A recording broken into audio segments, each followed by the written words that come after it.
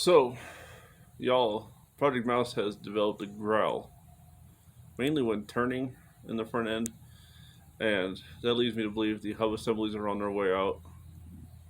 I haven't noticed much play in them when jacking it up, but it's either the hub assemblies or something going on with the U joints. And I decided if I'm going to do the hub assemblies, I might as well do the U joints as well, since the axles are going to be apart.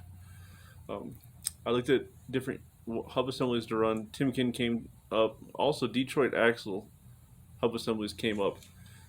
I've never ran any of Detroit Axle's parts, so I was kind of leery on it. But after research, they have tons of great reviews, and the price can't be beat. Timken was $60 to $70 a hub assembly per side, if you will, for the Jeep. Detroit Axle listed both hub assemblies as a pair for $75. I located them off of, or picked them up off of Amazon, and while doing that, I ordered some new Dana Spicer outer axle U joints, and we're gonna go ahead and tear into the Jeep, replace those parts, and I'll let you know about fit or finish. Also, let it be known that 99 Cherokees, I think halfway through the year, went to a cast rotor. I think it was early 99 and earlier Cherokees supposedly had a composite rotor, and later year 99 to 2001 had a cast rotor. I'll include a diagram on measurements you can take to ensure you have which rotor, and we'll go from there. Now let me show you these parts. Alright, Joel. So here is the Detroit axle hub assembly. Part number. And then went with a Dana Spicer 5-760X U joints. And we even ordered new wheel hub bolts. These are 10.9s, as you can see. You never know what you're going to run into, so I'd rather have the bolts on hand before I tear into it. So let's go ahead and get this started. We're going to chalk block the wheels, jack it up, and get these thing going. Alright, y'all, when tearing into the front end, pardon me, the light's behind me, you just remove, to get to these hub assemblies, 2 bolts off the brake caliper. Now, this is the perfect time to check your pads, rotors, etc. I shouldn't have to say that, but you won't believe how many people will just rush through a job because they're short on time. My pads were done about 40,000 miles ago, and they still have a lot of meat on them, so I'm going to let them ride. It's 2 bolts to the caliper. Slide the caliper off. Don't let the caliper hang by your brake hose. Get a piece of baling wire, coat hanger, bungee cord, zip ties, whatever you guys can use. There's a hole in the frame y'all can hang it off of if you guys use a coat hanger or baling wire. Hell, you could even hang it off the coil spring. Then we're going to go ahead and pull this cotter pin. Now, don't be cheap. Buy a new cotter pin. Buy a pack of them. Keep them in your toolbox. Always good things to have on hand. You never know when you're going to need them again. So I'm going to go ahead and get this stuff, the rotor and the caliper off. And I believe the nut behind here is a 36 millimeter. So we'll go ahead and get with that, and I'll get back with y'all. Alright, y'all. I skipped ahead a little bit, trying to get things done here. It was a 36 millimeter, like I previously stated, for the center axle nut. And then the 3 bolts holding the wheel hub assembly on were 12.13 millimeter bolts. And you can see, I'm going to have to wipe all this out and clean it out. But, I got the axle out, and the U-joint is grinding a little, so it's a good thing I got new U-joints. Now you've got 4 snap rings in there that hold the end caps in.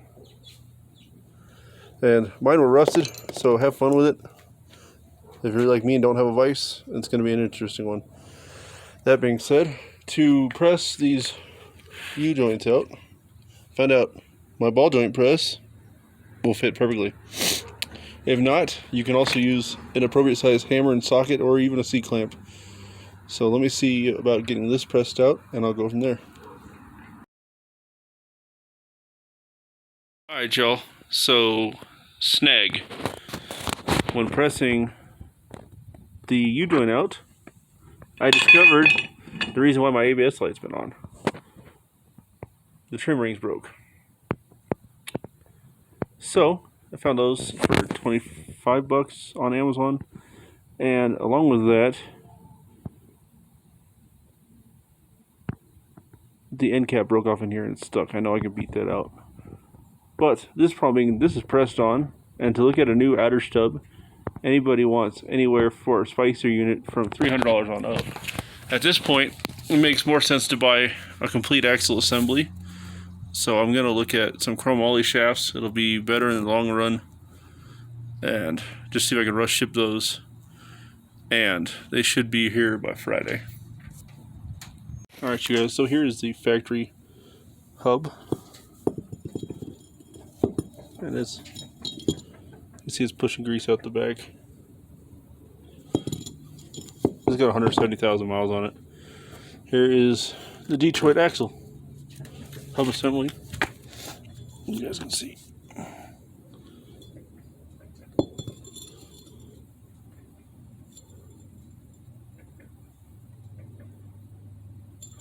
So they seem to be identical.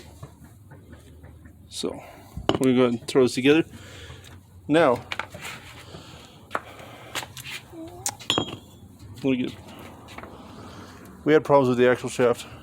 When trying to press the U-joint, I discovered I had a broken ABS ring.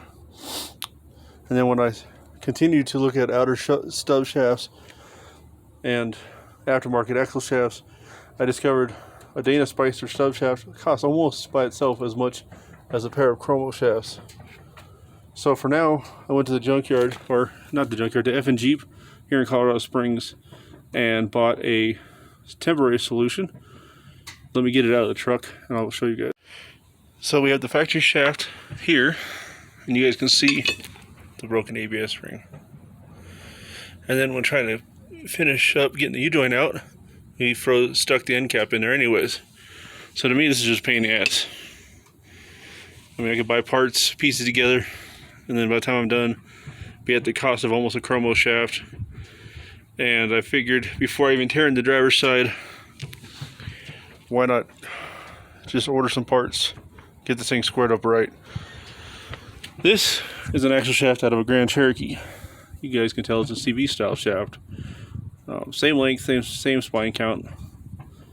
So, but it was cheaper used than a used X-ray shaft. So that being said, we're gonna go ahead and slide this back in, clean it up, slide it in, and then we'll go ahead and put the new hub assembly on it. At least I'll know my wheel bearing on this side is good, or my hub assembly is good, and go from there. Before re-sticking an axle shaft, always make sure your splines are clean. Just grab a can of brake clean, spray it down, wipe it off. That way you don't enter any dirt or debris to your differential assembly. Alright, y'all. So we have axle shaft in. Make sure you guys reuse the dust seal. And then we're going to go ahead and put our new hub assembly on, bolt it down, and call it a day. I didn't use the new bolts yet for the hubs, and that's only because I'm going to be taking it apart. I just ordered some new axles and some new axle seal or dust cap and a new ABS ring, and I will brief you guys on those at the tail end of this video. So here's the hub assembly mounted up. 3 bolts, torque to 75 foot-pounds. Still got to put the axle nut on. There's a washer, like a spring washer after that, and then the 36mm axle nut, and then it has a cap that holds a cotter pin in place, and the job for the cap is so the nut doesn't free spin. These Detroit axle hubs went in easily. Fitment was spot on, So we'll continue with the install and go from there. Okay, so washer. And then we have like a spring washer. And then we have our nut.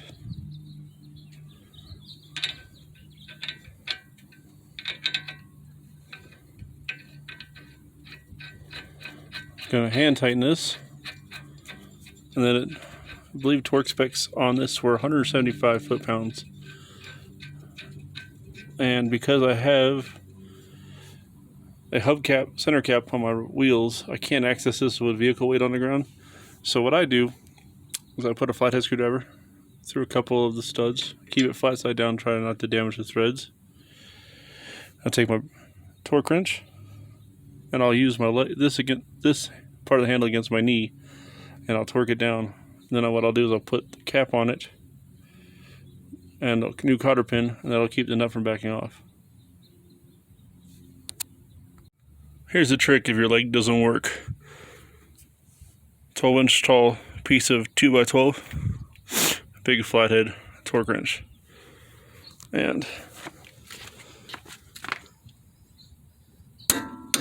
175 foot-pounds. Now we'll go ahead and install the nut cover that locks it in place and put in a new cotter pin. So you guys can see, fresh cotter pin. Everything's squared up. Now we're going to go ahead and put on a rotor, put on the caliper, put on the wheel, and we're going to call this job done and see how it runs. Wheels back on. We're getting ready to go for a test ride. I know it's not the perfect ending to a video, but the main thing I wanted to show you guys was the wheel hub assemblies. And like I said, shit happens when you're building these trucks, when you're fixing these trucks.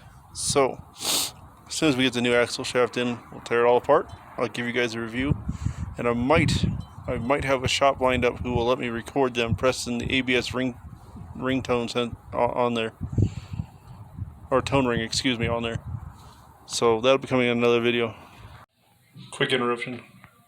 Big shout out to Rafi at K Suspension for the diagram and measurement of the two different hub types.